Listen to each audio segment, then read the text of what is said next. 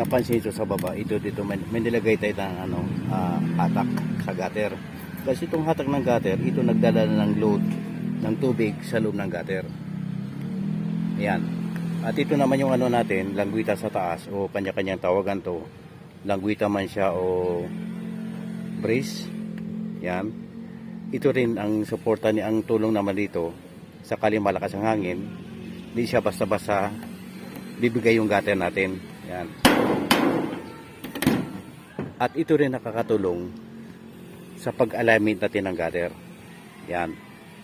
Lahat yun, may langguita. Yan, langguita yan sa taas. Saka doon may hatak din. Ang laking tulong at suporta sa gutter natin para magmatibay ang gutter natin. Ayan, alright.